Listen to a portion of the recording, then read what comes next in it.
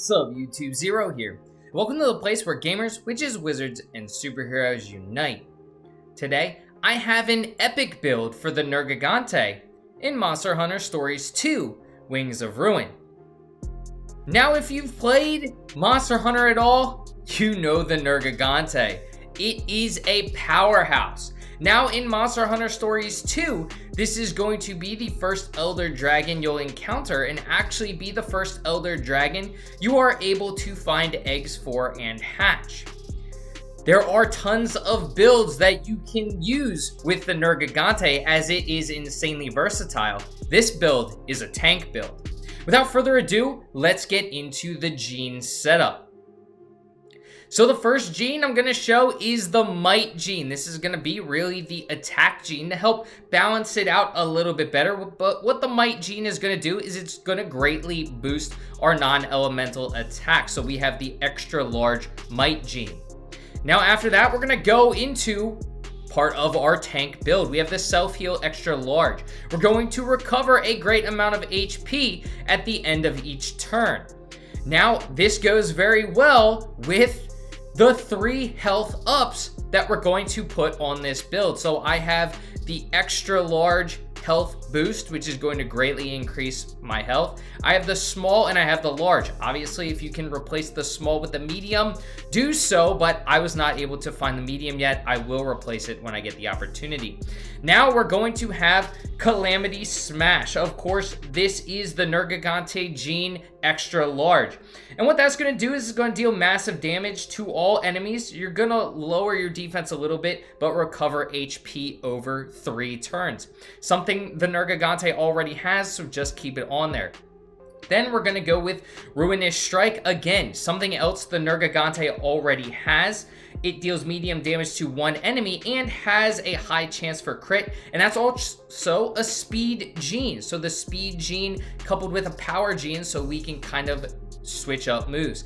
Now Tenacity. Tenacity is an absolutely awesome move coupled with some of the rest of the build, and I'll get into why it's amazing later in the video. But Tenacity, you can survive a hit with 1 HP if you're hit with a move that would normally kill you if your monster is above 50% HP. So that's going to be awesome and lead to our tank / survivability a little bit better. Now we have Ruinous Tackle, another gene that the Nergigante already has, and Ruinous Tackle is the full swing gene large, deals heavy non-elemental damage to 1 enemy. And now we can see the bingo bonuses that we have. We have ×5 the non-elemental bonus for plus 35%, and then we have the power bingo for plus an extra 30%. So we're gonna have an extra 65% damage on this Nergigante, but really we're more of a tank build. We're upping that survivability. So let's talk about the setup and why I love this setup. First, I'm actually going to talk about the offensive abilities a little bit better and then talk about the defense. So we have a couple of offensive attributes on this Nergigante. First, of course, we have the Might gene. That's increasing our non-elemental attack. We get the plus 65% for our bingo tree, and then we're going to increase our offense a little bit more. The Nergigante is already extremely powerful. You could go both ways. You could go, let's up his defense an insane amount. Let's up his offense an insane amount. Let's make him balance.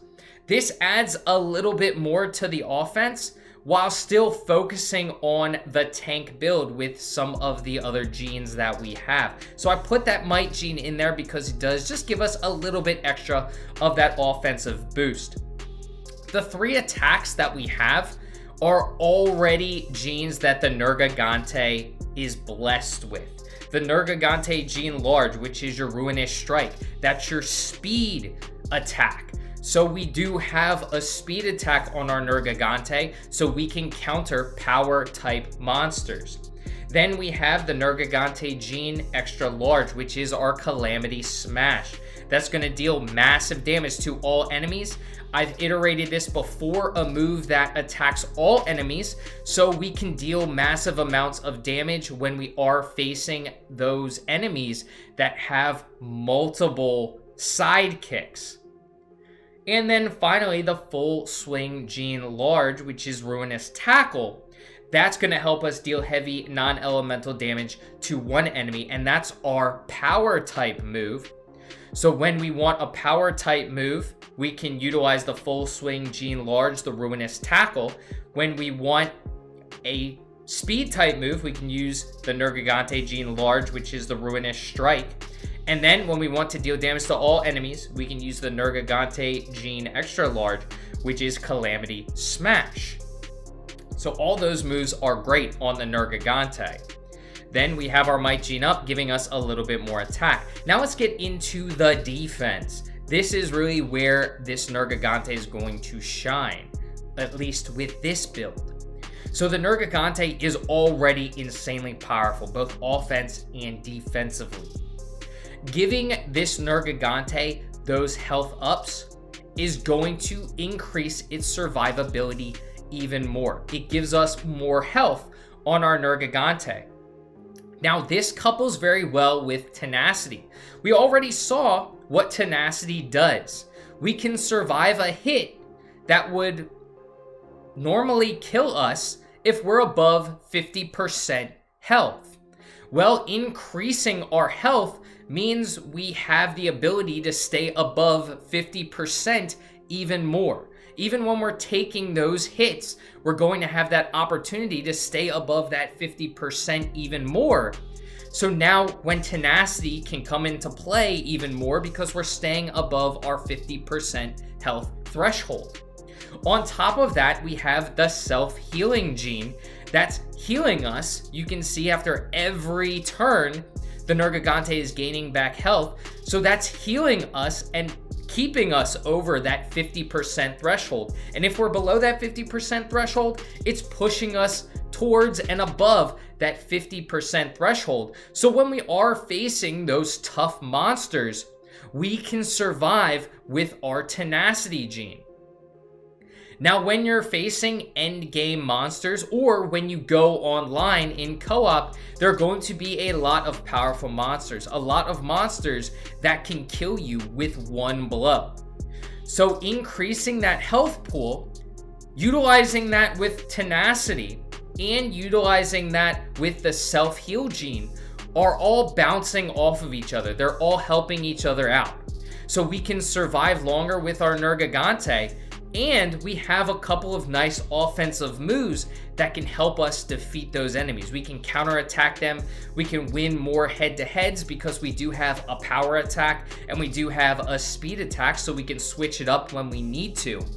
But we're being a tank. We're surviving those insanely hard hits when we're facing those extremely powerful monsters in the Elder's Lair, or when we're going online to grind for those tough materials or to grind for those Elder Dragon eggs.